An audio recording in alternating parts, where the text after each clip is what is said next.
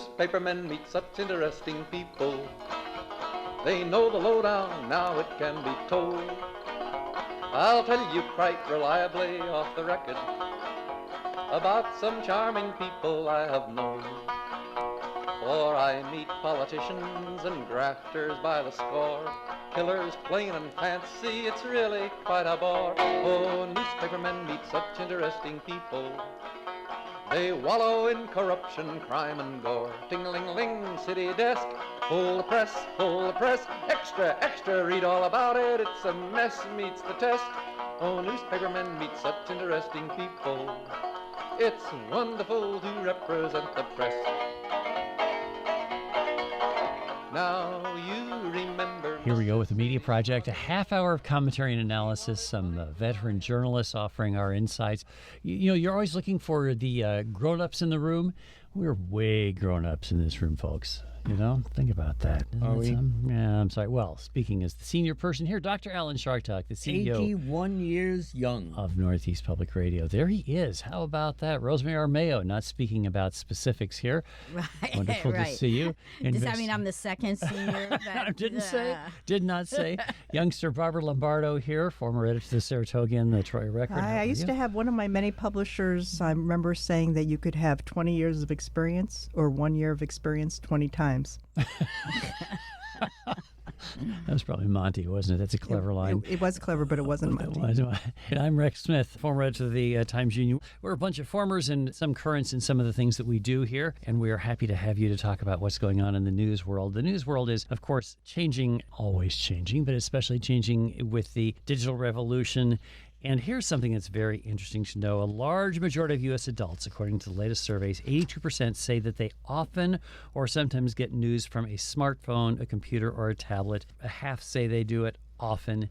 And this goes along the line with how few people now get news from newspapers or radio. You know, it's just down this tiny, tiny little minority now, since most people are getting their news, A, from digital, second, from television. Alan, what are the implications of that, would you say? Since you're the PhD in the room, what do you think are the implications? And full professor at a couple of institutions, Yeah. I'm doing my thing. Yes, and that does make me wise and smart. So what I was going to say, Rex, is the implications are that newspapers are screwed. And radio stations, which are the same level? No, I don't think news consumption's the same. I don't think radio stations, particularly this radio station, which you are all listening to a product from, is in the same downward trend that you people in the news media who used to put out newspapers and all like that. I think you're in bad shape. We're in great shape. I think you're a little bit mixed up on some of that, because the fact that I think it was maybe like 5% of the news is acquired from print. Newspapers know that people are not going to print. They're presenting the news online. They're presenting it digitally. So to say that the newspapers are screwed is inaccurate. But it was interesting that the decrease in television news went from 40% to a little bit over 30%, which is a huge decline. That's like that's a 25%. I can still do this math. A 25% decline, and it's the older people anyway who are watching television. Which you can tell if you look at the ads that go along with newscasts. Look at Fox News. I mean, it's all, my God, they must be all dying, those people. So if I was in newspapers and I wasn't already doing something about it. Mm-hmm. But they haven't. They've been growing digital significantly. At the same time these numbers come along, you see the number of digital subscribers growing. And people don't realize, we've said this many times in this show, folks don't realize that they're actually getting news from newspapers when they get it on their telephones. Notwithstanding that, the business model is broken. It's busted. It has been broken for a long time, and nobody's come up with any kind of replacement. I'm really disappointed in the business people in our field. But I think the real problem isn't the platform. It's news. People are not interested in news. Yeah. They're interested in entertainment and distraction. And newspapers, of course, are going to be the biggest decline because that's about all that they offer, aside from comics or astrology or Dear Abby. Bridge. Yeah, just as Rex. Yeah, Bridge, yeah. Even that, it's hard to find these days in many newspapers. So I think the real problem is that people are listening to each other, but not to professional news people. Rosemary whatever Aramayo, platform. what's the danger in that? That people are stupid and they put people like Trump and Dr. Oz into office. Herschel Walker's running. I mean, anybody who reads news is not going to vote for people like this, and yet we have it. Yeah, there's two levels of it. There are fewer news consumers looking for actual news. In the old days, people were reading their newspapers religiously. Why is that? Why did people used to read the news? No, And they don't why? know? I mean, my parents, as I've said, we have 6 newspapers in our house every day. Right. So why is it that people are not interested in that product? you Like know? in news, no matter how you're getting it, because it's Yeah. not just that. Because there's other stuff that's better. I binge Netflix. example. You watch Game of Thrones, Hulu, Prime. There's a dozen Right, there's streaming more services. options. There's more options than Movies are dying too for the same reason. You can turn on your television, and it's an Aldous Huxley world, constant entertainment. And yet people need the news. Says you. Well, The implications of the crises that we're confronting are so significant. Alan's right, though. Unless people think they need the news, they don't go out to find the news. Right. Oh, it is an ethical imperative of journalists to find a way to reach the audience, right? To make your audience Right. want what you're producing. But there is the risk that implicit in your last remark that we could do it in a way which would be not good because it would denigrate what we do. You mean by making it just too superficial, by making it too much entertainment, huh? Yes. That's true. You can be too committed to luring an audience and therefore too shallow. That certainly is what is the case in most newscasts, I'd say. That's why you Oh, see you say newscast, but not newspapers, because you use the word for a newspaper as opposed to a newscast. Yeah, that's true. I think most newspapers are doing a good job of maintaining their standards. Most of the legacy media that is represented now, mostly digital, the primary product of my old company, Hearst, is digital. It's not print. And the newspapers have these hundreds of thousands of digital subscribers. And I think they're really, honestly, trying to do a pretty good job. They're trying to do a really good job, and I think they're really generally succeeding. And here's one of the dangers. We know the value of accessibility to really great investigative reporting and of accountability reporting. This is what we say people really need. The difficulty is that if we give people this reporting that makes a difference, and some of it is really terrific, and it's essential to keeping government in its place and making sure that folks are getting the government they need, what you're doing is you're still turning off the audience because you're so serious. You're so committed to doing this deep factual stuff that folks aren't entertained. Not enough fun. Not enough fun. Well, you Yeah. need that mix. You need a mix. It's discouraging. If you're writing investigative pieces and putting it out on a website of investigative reporting, then you're only going to attract a very small audience, people interested in that area and that subject. And I know because I worked for one that did lots of amazing stuff on international money laundering. Okay, that's a really rarefied audience. We editors had trouble getting through the pieces, much less the audience that we were sending it out to. And we were paid to read the stuff. The other thing, of course, is that McCormick gave the money this year. Where were they last year? Where will they be next year? It's extremely tenuous. It is not the same as having a giant Hearst Corporation, for example, which would fund lots of journalism, had lots of readers, and fund lots of work, including sports writing that brought many people. No one goes on the internet and searches for, I want to see all about the graft and corruption in downtown Albany. No one does that. So these set up little silos of information that officials can go to. And I think that journalists have to get money any way they can, including soliciting it from the public like they do in China or from foundations. And then they have to promote the hell out of their work. They have to take their findings to legislators, take them to officials, and in some cases take them to the public if there's real outrage and they can build a story of that's shocking and eye-opening. But those are not most of the stories that we do. One of the concerns is that while you may get a McCormick Foundation or somebody giving money into these urban centers where there is an aggregate audience, enough people that you can sustain some of that reporting. The difficulty is in the small communities across the states where you have a lot of little weeklies, and those are actually the publications that have gone out of business. Dailies have mostly survived, though they have so shrunk that they're a shell of their former selves. But the little weeklies around the country, a lot of them are dying. Here's an example, however, outside Dallas. There's a newspaper called the Denton Record Chronicle. I think it's now 5 days a week.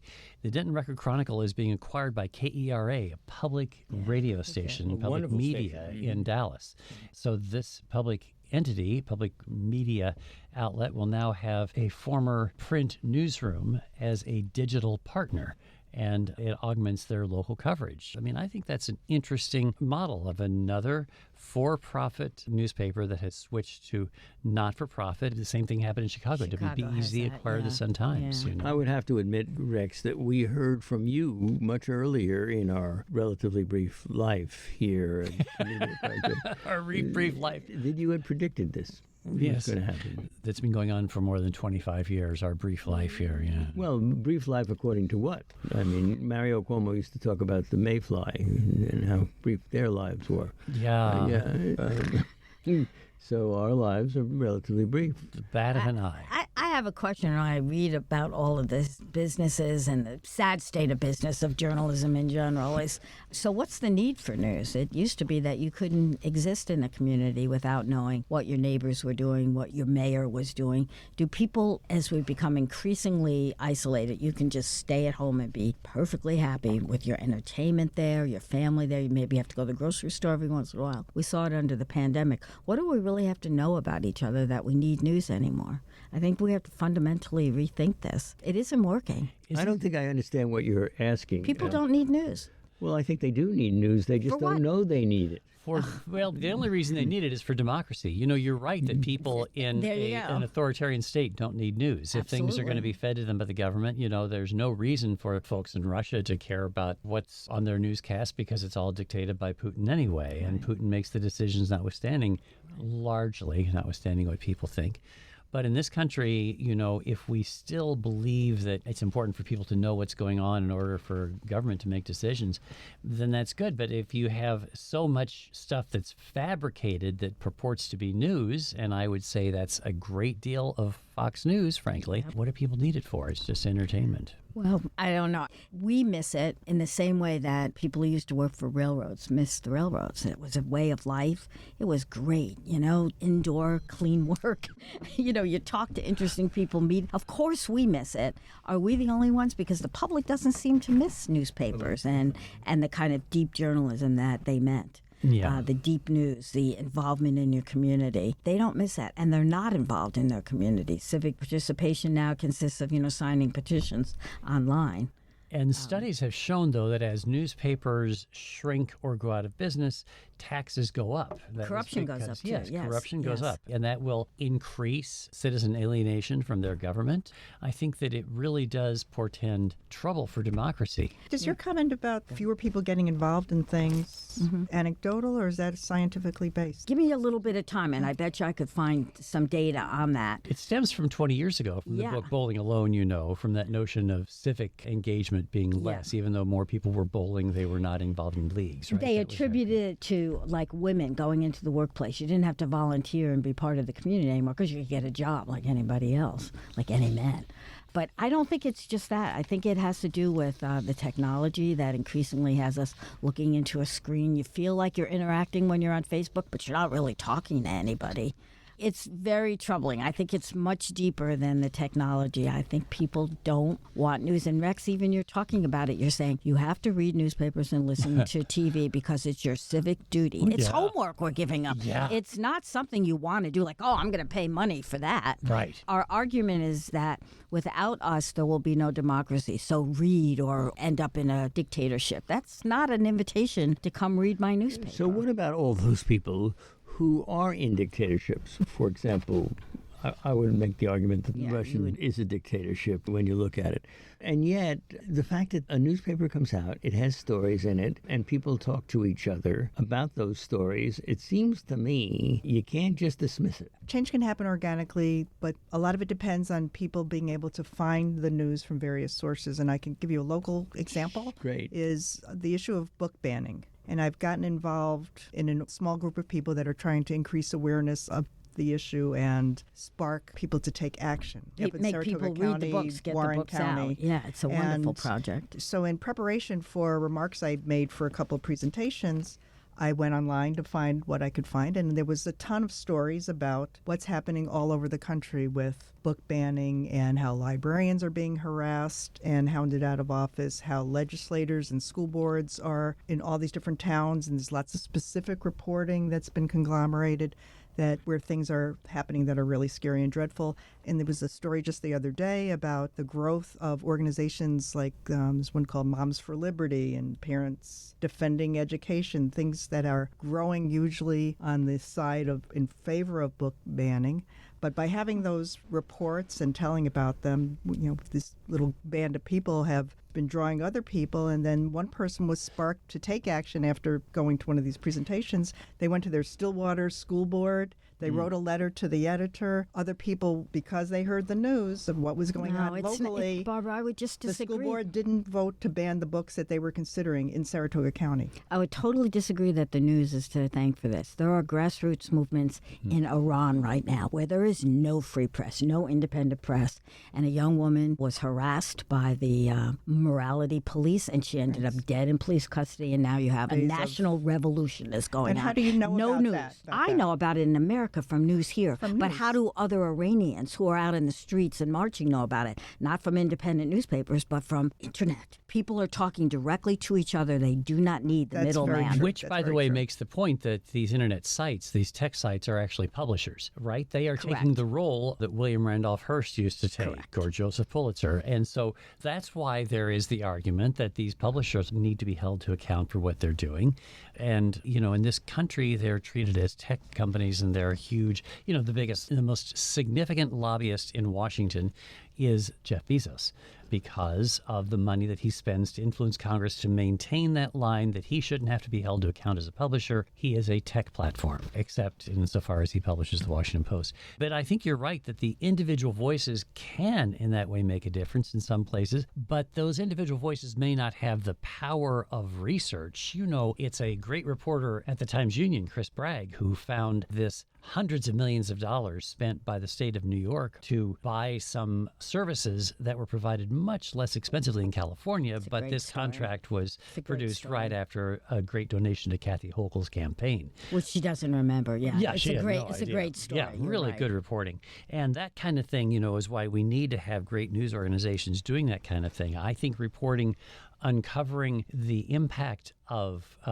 Catholic Church taking over healthcare around the country, and what's the impact going to be on healthcare delivery in places where there have been abortion services, for example, and other services that the Catholic Church does not tolerate. That's a huge story for a community like the Capital Region, where one of the two major health providers, in fact, the largest health provider and the largest employer, is a Catholic entity. Very big deal. I just want to point out that this program is coming to you from Albany, from a public radio station in Albany, because when Rex mentions this region, I think everybody ought to know what region we're talking about. Yeah, Northeast Public Radio, it's called, and we're very happy to be here at WAMC. By the way, if you want to share your thoughts, media@wamc.org. Alan Chartock is here, Rosemary Armayo, Barbara Lombardo, and I'm Rex Smith, and we are happy to talk a little bit about the media every week on the Media Project, as we have for more than a quarter century here, on and on and on. Isn't that an amazing thing? What are these social media platforms, by the way, as we've been talking about how they are tech companies? They're not held to account the way publishers, the way an entity like WAMC is. What are they going to do about the big lie? What are they going to do about the coming election and how so many candidates are espousing untruth? That is, that the election was stolen in 2020. It has kind of become embedded in the political discourse. It's a very difficult situation for, I think, these platforms to determine what they're going to do, isn't it? How are they going to deal with the fact that they can't just keep disqualifying people from posting who put out these lies, or can they? I've kind of given up. I hate to say it. It's just, I don't know. What have you given up on? I'm sorry. Just Trying to combat the big lie. Yeah, how do you control the spread of the big lie and other false news? How do you get people to realize we believe that the news that we're consuming is true? How do you even prove that to people that doubt it? Mm-hmm. We could say yours is fake, but mine is real. They could say the same thing, even though we know that they're not right. It's very interesting that Horrible. even some of the proponents of the big lie are backing away as they've moved away from the primary season to the general election. Dr. Oz now says, thinking about it, Biden's really the president because he can't get elected. He thinks he can't get elected otherwise. Yeah, but there's so- going to be enough people that would rather vote for whatever Republican is on the line than a socialist lefty Democrat. Well, yeah, So that's another the lie. problem. There's lots of lies that we're combating, and that's one of them, or that immigrants are, overwhelming the country and that will kill us all. I mean, that's ridiculous, too. But I do think that we've made an impact, or you wouldn't see Republican candidates switching.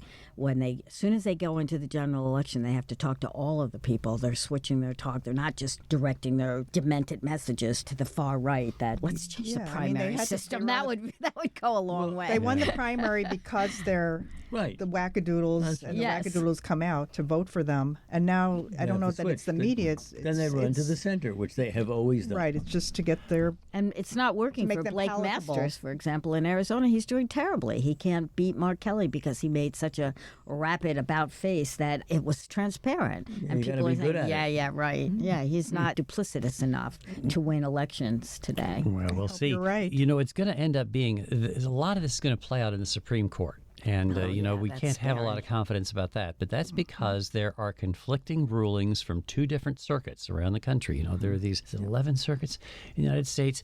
The Court of Appeals in May, for the circuit that covers Florida, struck down a state law that would have made it an offense for a social media company to deplatform an account of any political candidate or journalistic enterprise. That is, they would have made it an offense. It would be against the law to deplatform anyone. Whereas in the Fifth Circuit in Texas, they had a nearly opposite decision, upholding a Texas law that banned social platforms from doing that. So you've got this conflict. Can a social media platform police its content and say, that's a lie, we're going to not allow that person to publish anymore on our platform? Or do the social media platforms have to do this? They're private enterprises.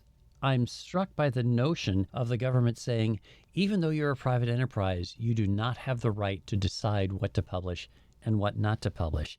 But the Supreme Court is this right-wing institution now. Now it is. Yeah. And I don't have a great deal of confidence that they're going to speak up in favor of allowing the platforms to do this.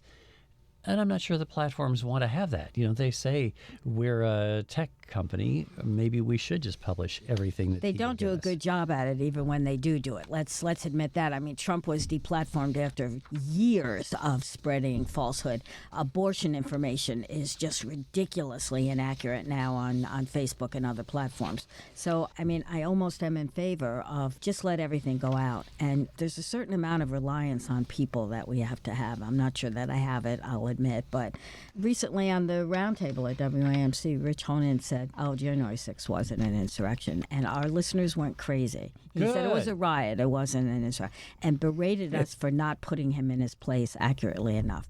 But I'm thinking, as I'm reading these letters, we didn't really have to. You're seeing it for yourself. You have brought something to the table so that Alan and Rosemary did not have to say, oh, you are wrong, Rich, let me school you. We didn't have to do that.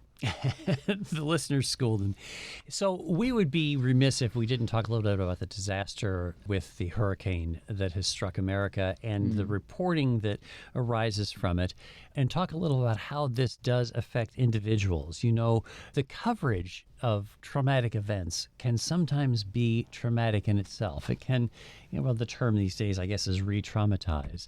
But when there is disaster, we have to cover the disaster. But sometimes it seems almost as though we're preying upon people because it makes such good storytelling. That is an ethical dilemma, I think, for journalists, isn't it? Why is it so ethical? I mean, I have relatives who lived in Florida and who do live in Florida, and I want to know what they're up against. And as you always say, Rex, golly gee whiz, Martha, this is really quite something that this is happening.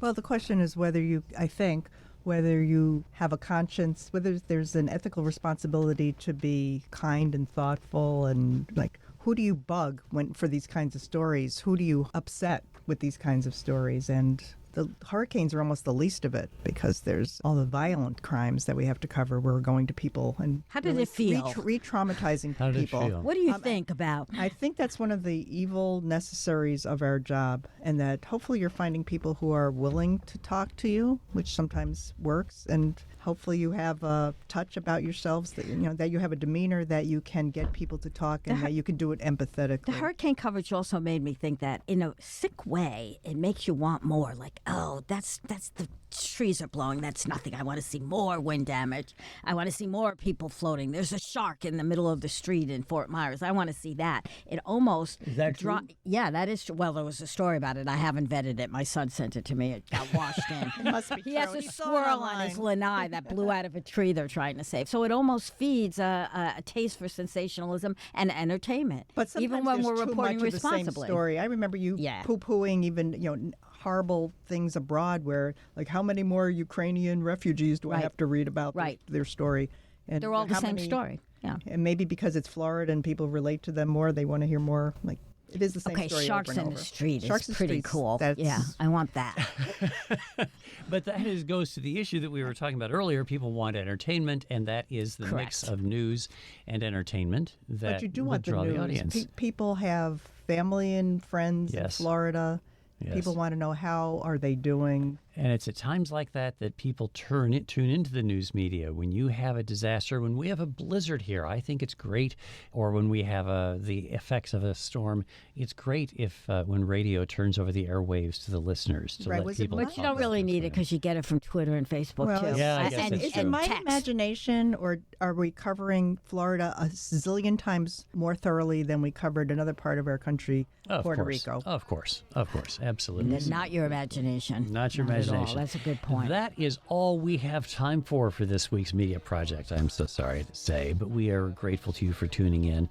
Alan Shartok, Rosemary Armeo, Barbara Lombardo, and Rex Smith, and with gratitude to our producer David Castina and to all of you for joining us this week on the Media Project. Fight to wage, ting-a-ling-a-ling, newspaper guild. Got a free new world to build. Meet the people, that's a thrill. All together fits the bill. Oh, newspapermen are such interesting people. It's wonderful to represent the guild. Now, publishers are such interesting people. Their policy's an acrobatic thing. They claim to represent the common people. It's funny, Wall Street never has complained. Ah, but publishers have worries, for publishers must go to working folks for readers and to big shots for their dough. Now, publishers are such interesting people. It could be prostitution, I don't know. Ting-a-ling-a-ling, circulation, ting-a-ling-a-ling, advertising, get those readers, get that payoff. What a headache, what a mess. Oh, publishers are such interesting people. Let's give 3 cheers for freedom of the press.